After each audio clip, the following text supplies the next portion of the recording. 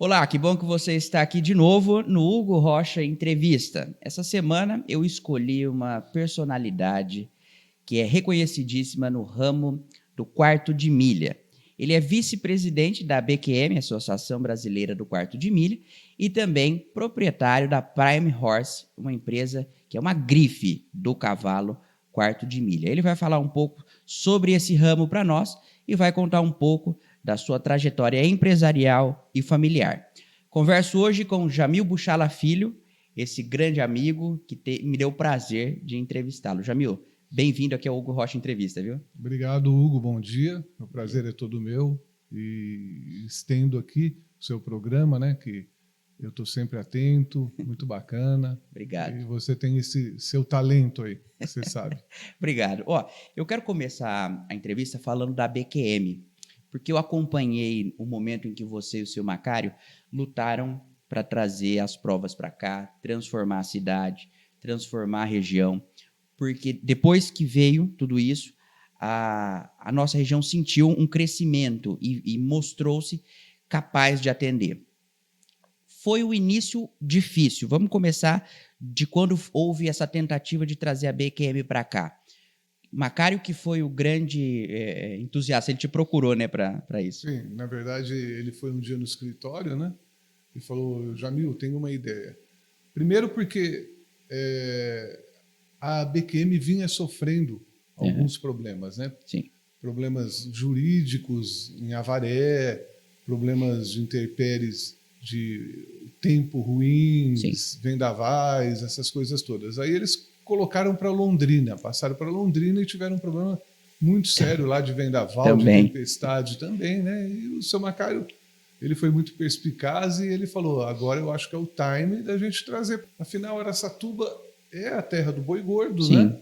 Sim. E tem essa identidade da pecuária, tem essa identidade do cavalo, então acabou que dando certo, né? E aí foi uma história longa, difícil. E os argumentos que ele usou foram muito bons, né? Está bem localizada numa rodovia, tem ponte aérea, está próximo do Mato Grosso do Sul, de Goiás, do Paraná. Exatamente. E aí, depois dessas brigas todas, vocês conseguiram trazer a BQM, né? Isso, aí a gente trouxe e está sendo esse sucesso, né? Porque a cidade, a região, todo mundo abraçou a BQM, abraçou o cavalo. Né? Tanto é que hoje é Araça, Texas, né? Então ela pegou até essa identidade, né, de nome. Né? De nome. E tem feito uma repercussão muito grande, mesmo depois da pandemia, que deu uma segurada nas atividades, e depois vocês reiniciaram, né? Antes da pandemia, houve a eleição para trocar a presidência da BQM, o presidente anterior. Qual que é a dificuldade de se administrar uma associação tão forte como a BQM? Porque, acredito eu posso estar enganado, mas das associações de cavalo é a maior, não é? A BQM hoje é a maior associação da América do Sul. América do Sul. Mesmo você englobando bovinos, equinos, então ela é muito maior que a BCZ, para você ter uma ideia. Que é do Zebu. Do Zebu. Caramba. O número de associados é maior, né? E a BQM hoje ela está estruturadíssima, né? Para poder tocar esses eventos, ser um cartório de registro, fomentar o cavalo. Então, certo. E é tudo muito criterioso, né? Para se ter um cavalo quarto de milha registrado. Existe uma programação toda a ser feita, um registro, como você falou, do registro, e não é qualquer um que pode simplesmente querer colocar o cavalo lá, né? Não. Hoje, desde o embrião que você implanta numa receptora, numa égua de aluguel, tem um processo todo que é acompanhado, supervisionado pelo Ministério da Agricultura e acompanhado pelos veterinários, pelos agentes da BQM, né? Certo. Para se fazer um registro, você precisa fazer o DNA do animal para ver se bate pai, mãe. Então é complexo, né? É uma coisa que é séria. Por isso que a associação está nessa vanguarda. Né? Que legal. E aí, como eu falei, a dificuldade de administrar uma associação como essa. Existem responsabilidades e, assim, você disse que em Avaré haviam problemas judiciais. Esses problemas, às vezes, surgem no decorrer do caminho. Você atualmente percebe que isso acontece ainda ou diminuiu com a vinda para cá?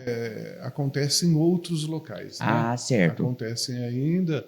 A gente sabe muito bem dessas ONGs, né? Que elas Sim, vêm realmente para proteger os animais. certo. Mas eu digo que só quem vai assistir um evento da BQM sabe, porque a gente tem 2 juízes do bem-estar animal. Então, Certo. nós temos ouvidoria. Todo o equipamento que é colocado é cuidado. Os Uhum. bois que são trabalhados são colocados com água, ração. Então, eu falo para você que o cavalo ele é muito mais bem cuidado que a gente. Do que né? a gente, isso que eu ia Muito falar. mais bem cuidado que a gente. Então, tem até hoje, essas ONGs não estão nem falando mais dos maus tratos, mas estão usando uma outra analogia que é o cavalo é muito mais bem cuidado do que um ser humano que passa fome, né? Então, é difícil tudo isso, mas a gente vai contornando e a gente sabe o que traz para a economia de Araçatuba, né? Para você ter uma ideia, cada evento deixa 8, 9 milhões de reais para a economia. Caramba. Bares, restaurantes, postos de gasolina. Sem contar o que movimenta lá dentro, né? Sem contar o que movimenta lá dentro, que a gente usa a maioria do emprego diretamente, né? Todo da região. Alguns que são mais específicos que são contratados de fora, né? Lógico. Como baias, que não tem nenhum fornecedor de baias aqui, mas todo o insumo, toda a mão de obra é aqui de Araçatuba. Local. E antes de vir a pandemia, era aberto ao público e nós percebemos que havia sido um evento para a população mesmo, o povo tinha abraçado de uma forma extraordinária a BQM, e aí tinha shows, tinha eventos, tinha restaurantes, tudo lá dentro.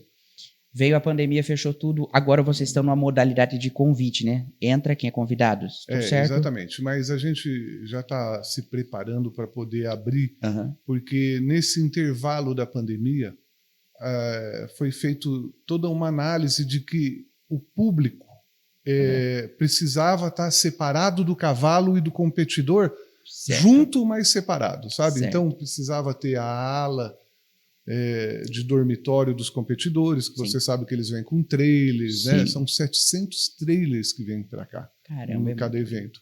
E os cavalos precisam dormir, porque eles precisam. Então, tinha aquele problema que antigamente tinha aquele negócio de churrascada, e era uma barulheira, boate. Incomoda o cavalo. Realmente a gente errou nessa forma, né? Na gestão passada. E agora a gente está realmente adaptando, melhorando o parque. O Ciran realmente está bem interessado. O Thomas, um menino novo. A prefeitura ajuda muito, sabe? Tem interesse, né? Tem interesse. O dilador está sempre à frente, sempre no que ele pode fazer, ele faz. Então, esse evento agora de outubro, que é o Porto do Futuro, a gente vai mudar. Realmente vai abrir para o público, né? Mas de uma forma cadastrada, para que não haja um exagero, para comprometer infraestrutura, banheiros, esgoto, essas coisas todas. Porque é o nome da associação que está ali. E vocês prezam pela qualidade, assim como vocês prezam pela atenção e qualidade do bom tratamento do cavalo, vocês prezam também para que o público assista aquilo com qualidade. Exatamente. Tem uma arquibancada para sentar, tenha locais para comprar. Fora que a responsabilidade é toda da associação lá. Então, o alvará é expedido em nome da associação. Então, ela tem essa responsabilidade da integridade humana, da integridade dos cavalos, do competidor. Então, é uma responsabilidade grande. A gente chegou a colocar 15 mil pessoas. Ela foi uma loucura. Caramba! Na época. Então, a gente falou, peraí, né? Vamos dar uma arrumada, né? Ô, Jamil, agora... Teve um momento da sua vida em que você despertou para a paixão pelo cavalo. E eu quero saber como foi isso, quando foi isso, se foi quando você já era um adolescente, quando você ainda era criança, como é que foi a sua paixão por cavalo? Quando nasceu? Isso foi há 40 anos atrás. 40 anos? 40 anos atrás. E eu estava numa exposição em Bauru com o meu pai, né? E a gente foi num leilão de cavalo e ele já me deu o primeiro cavalo e de lá foi embora. E quando que virou Prime Horse? Que aí vocês, depois dessa sua paixão por cavalo, em algum momento veio a ideia de fundar a Prime Horse, que é uma empresa que eu quero que você me conte também sobre ela. Quando é que surgiu a ideia? Então, Hugo, até então era um hobby para esporte, né? Certo. Então eu começava a criar e comecei a competir no laço, depois fui fazer apartação. E teve uma época que teve a crise dos Estados Unidos. E ali eu vi a oportunidade de comprar mais cavalos, né? E poder importar. E foi aí que eu trouxe os Garanhões, que eu acho que aí foi o divisor de águas do mercado, sabe? Eu trouxe Garanhões qualificados, Garanhões que realmente eles mudaram toda a criação aqui no Brasil. Garanhões que ganharam e que produziram milhões de dólares. Não que foi pago milhões de dólares, mas que produziram lá, né? Milhões de dólares. Porque quando você tem uma grife, os Garanhões são, de fato, o que fazem esse nome prevalecer. E eu lembro particularmente de um que eu conheci na BQM, que é o Gunshot. Isso. Ele é o principal Garanhão seu, ou não? Quando a gente trouxe há muito tempo atrás, era o Bore, o Beromi e o Seven. Nós trouxemos os Garanhões qualificados, né? E aí começou essa... Na verdade, não é moda, né? É o cavalo de rédeas, mas com a moda do olho azul, da cara branca, né? E ele virou o queridinho do Brasil, né? O Gunshot. E hoje ele é sucesso de venda de cobertura, uma produção excelente. Os leilões, quando vende produtos do Gunshot, vende muito bem. Então, foi um acerto com sorte, né? Que legal. E um Garanhão desse, ele é um personagem, né? Ele acaba chamando a atenção por onde passa. O cuidado que ele tem, o cuidado que vocês têm com ele, é extraordinariamente maior do que um cavalo de competição, por exemplo, que vai para a baia da BQM, para a arena da BQM? O Gunshot, ele já foi um cavalo que praticou uma modalidade nos Estados Unidos e ganhou. Certo. Então acabou a vida atleta dele e hoje a vida dele é toda reprodutiva. Então o que vale no Gunshot é o sêmen. Então a gente tem que ter realmente esse cuidado, né, de estar ele sempre bem, o sêmen dele com qualidade. Então isso vem alimentação, conforto do cavalo, se ele está se sentindo bem, se os cascos estão bem, se não está muito gordo, se não está muito magro. É bem complicado, mas você tem que seguir, né, essa linha toda aí de cuidados. Ô Jamil, me diz uma coisa. Quem quer ingressar aí no ramo de investir em cavalos, é um investimento caro, obviamente, mas existem pessoas no país que podem despertar para isso. Quando você começa com isso, qual que é o principal cuidado e quais são os passos iniciais para você investir em cavalo? Por exemplo, digamos, eu quero começar a investir agora no cavalo. O que eu preciso ter ou me atentar para comprar um cavalo de qualidade ou para começar bem? A pergunta é super oportuna, Hugo. Por quê?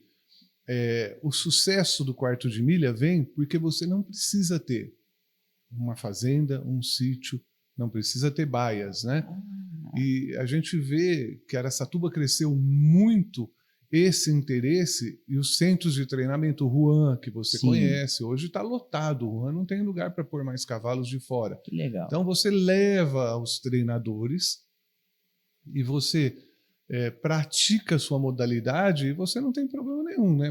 Lógico, você tem seu custo mensal, né? Que você paga para o treinador, mas ele cuida do seu cavalo, parte de sanidade, treinamento, e você vai lá, treina e vem participar das provas. Então, é um comércio, é uma movimentação pulverizada, né? Então, não é só o pecuarista, não é só o cara que tem o sítio, o agricultor, que pode criar o cavalo, ou ter o cavalo, ou praticar o esporte.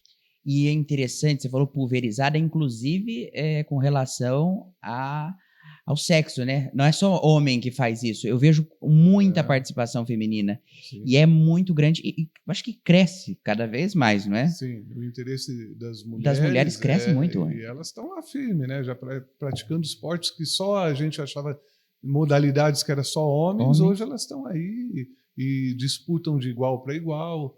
E eu muito vejo bacana. E eu vejo que elas saem melhor também nas competições. São mais habilidosas. E você vê que tudo isso gera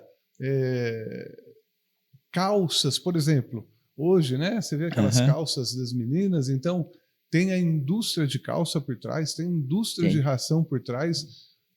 Hugo, o cavalo, eu falo que as pessoas precisam conhecer bem a parte não só comercial, mas o cavalo emprega muito mais que a indústria automobilística, entendeu? Nossa. O cavalo, por ano, ele tem uma movimentação de 30 bilhões de reais. Uma movimentação... Isso no Brasil? No Brasil. Todas as raças de cavalo. Sim, né? incluindo tudo. O White Horse. Todos. Manga larga, tudo. Então, é uma indústria muito forte, né? Certo. E que gera esses elos, né, em torno de vendas de sela. Então, você imagina o tanto que movimenta, o tanto que dá sustentação para as famílias. Por isso que a gente tem essa preocupação de problemas com ONGs ou problemas com... Porque não existe isso, não tem maltratos, não tem nada. E é uma cultura. Você vai lá no Nordeste, a cultura da vaquejada. Quem que pode tirar a cultura da vaquejada? Né? É a vida das pessoas. Então, muita gente se sustenta, vive, cria os filhos, colocam na faculdade em função de cavalo. É uma indústria realmente séria. E que cresce, né? Como você falou. Cresce muito, muito. Nós temos aí um crescimento só de inscrições de 30% a 40%. Né? O último nacional deu 12 mil inscrições.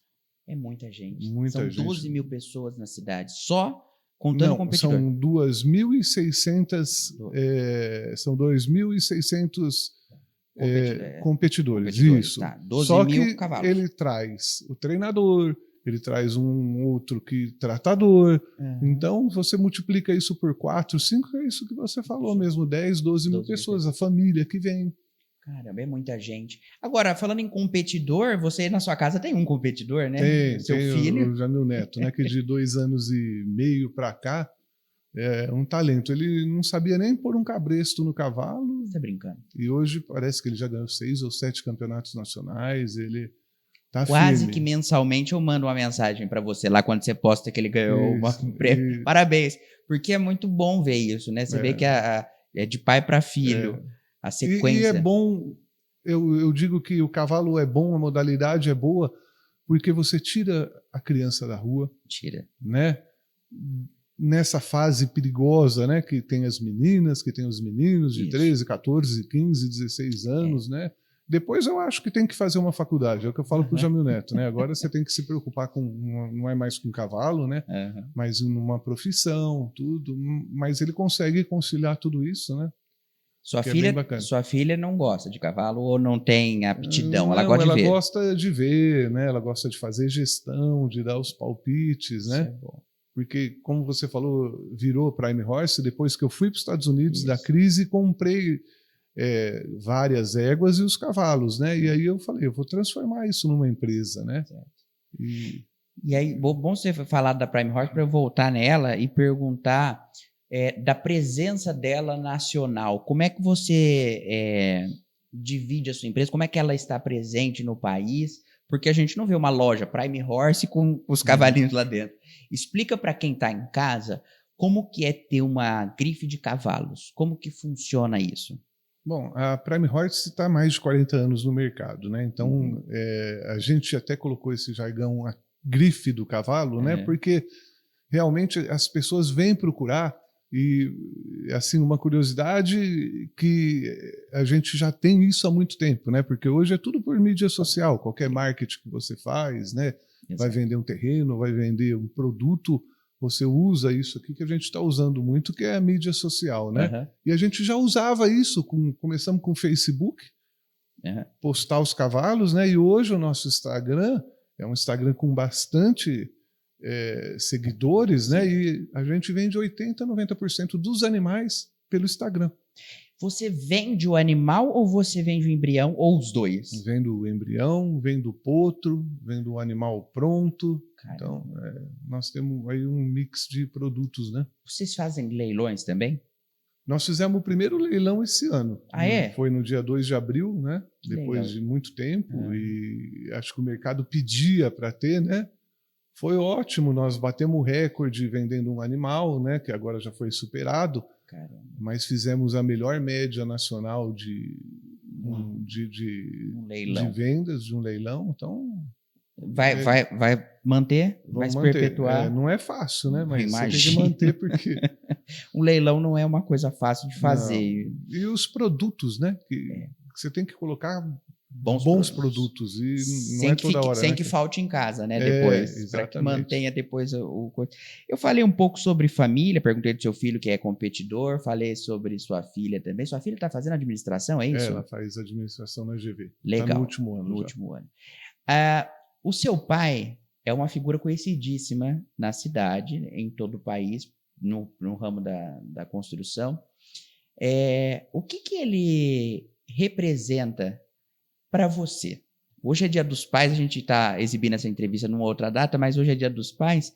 Vamos tentar buscar um pouco sobre isso. O que o senhor Dr. Jamil Buchala representa para o Jamil Buchala Filho? Pai é exemplo, né? Não é porque ele foi bem sucedido, né? Uhum. Mas eu acho que qualquer pai hoje que preza por educar os filhos, está acompanhando, né? Eu sempre falei que o meu pai ele ia me buscar nos bares, nas boates, quando eu tinha 15, 16 anos. Né? E eu morria de vergonha, porque ele ia lá de pijama e de carro, né? Então eu falava para ele parar na esquina, longe, né?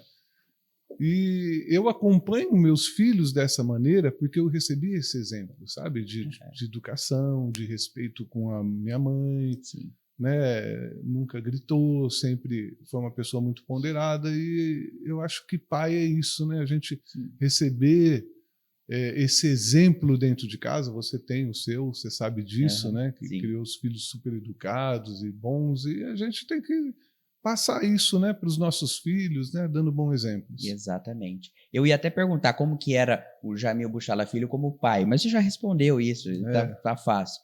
Você acha que o Jamil Neto vai seguir esse mesmo exemplo do avô, do pai? Vai. Genética tem que ser melhoramento sempre, né? Senão você não é um bom reprodutor, né? Então, eu acho que vai, sim. Não vai ter problema, né? Ele é muito bem educado também, tá bem direcionado e sabe os limites, as limitações, né? E o respeito que hoje falta, né? Infelizmente a gente vê que falta respeito com as pessoas, com os pais, com todo mundo. Falta ouvir as pessoas. Na rua, no trânsito, né? Tá tudo muito louco, né, cara? Totalmente. Cara, tá muito louco. Muito complicado. Você é um vencedor, Jamil, em diversos segmentos da sua vida e até supera desafios pessoais.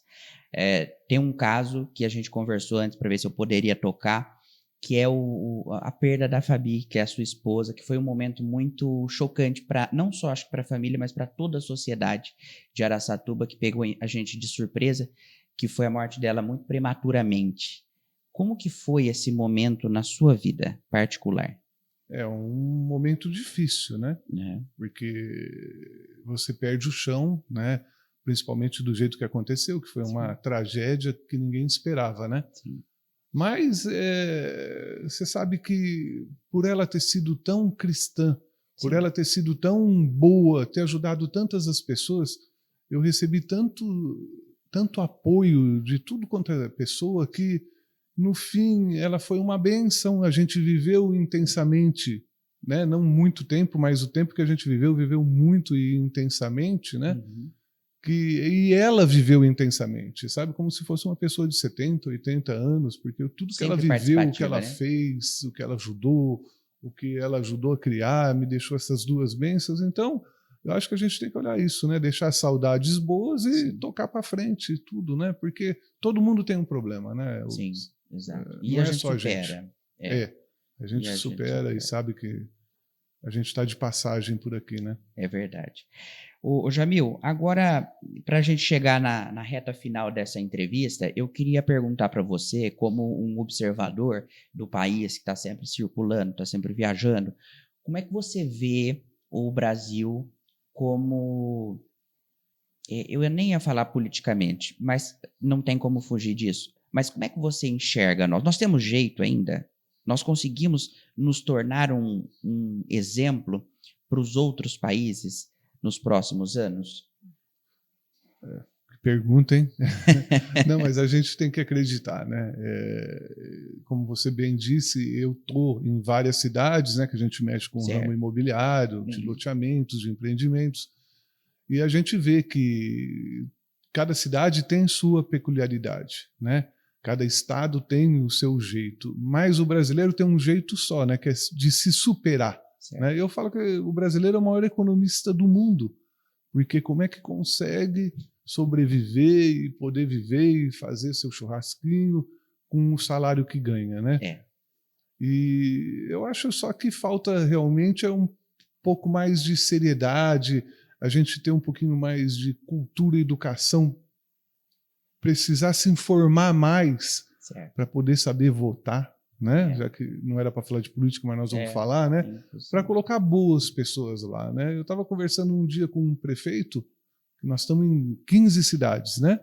E ele falou assim, é um empresário, uma pessoa bem-sucedida, um cara de família, e ele falou, Jamil, não adianta pensar que quem está desse lado é ladrão. Nós temos que ter pessoas boas desse lado, porque senão a gente não muda esse país. É verdade. Né? Então, não é quem é político é ladrão ou político, tem pessoas boas e a gente precisa colocar mais pessoas boas, sérias, para parar com essa corrupção, com essa loucura, né? Com essa cultura pesada, de criar dificuldade para vender a facilidade. Né? E você conhece bons políticos, nós temos exemplos disso, e você sabe que tem jeito, né? Dá para fazer a coisa bem feita. Porque se existe uma associação como a BQM, porque tudo é política. Então, dentro da BQM existe política, a política dos sócios e tudo mais. Então, no amplo, no nacional, também dá para fazer uma coisa de qualidade. Não é? Dá. É só a gente querer, né? Vamos que a gente tem que sempre fala, né, que o país é dos jovens, dessa nova geração que está vindo, né? E a gente tem que fazer o nosso esforço também, né? Perfeito. Jamil, quero agradecer a sua participação aqui no Hugo Rocha Entrevista. A gente agendou ela em cima da hora, mas acabou dando certo. Muito obrigado. Você é uma das figuras que eu tenho aqui em Araçatuba como exemplo, como admiração, assim como seu pai e outros, que se eu tiver a mesma oportunidade de entrevistar, eu quero entrevistar, mas foi um prazer começar isso com você, tá bom? Muito obrigado. Obrigado, Hugo. Eu que agradeço, né? E vamos para frente. Eu acho que tudo tem jeito, né? Tudo. Nós estamos aqui firme. Parabéns pelo seu programa. Obrigado. Quero te ver mais aí, né? Eu sei que você está com um desafio grande aí em Rio Preto, mas você é o menino dos desafios, né? Vamos lá, então. Superar todos eles. Um abraço. Viu? Obrigado, viu? E hoje é Dia dos Pais, a entrevista vai ser exibida no outro dia, mas mesmo assim, feliz Dia dos Pais, porque todo dia é dia de valorizar, como você disse, o nosso exemplo. E você é exemplo para o seu filho, é exemplo para aqueles que circundam você. E ao meu pai que assiste essa entrevista, deve assistir inúmeras vezes, repetidas vezes, porque ele é fã do filho e seu fã também. Obrigado, obrigado. A você que nos acompanhou, muito obrigado. Obrigado, pessoal da Playcast, que disponibilizou esse espaço para a gente fazer essa entrevista. E deixar aqui o convite para você acompanhar sempre o nosso canal, curtir, compartilhar e acompanhar todas as nossas entrevistas. Muito obrigado e até a próxima.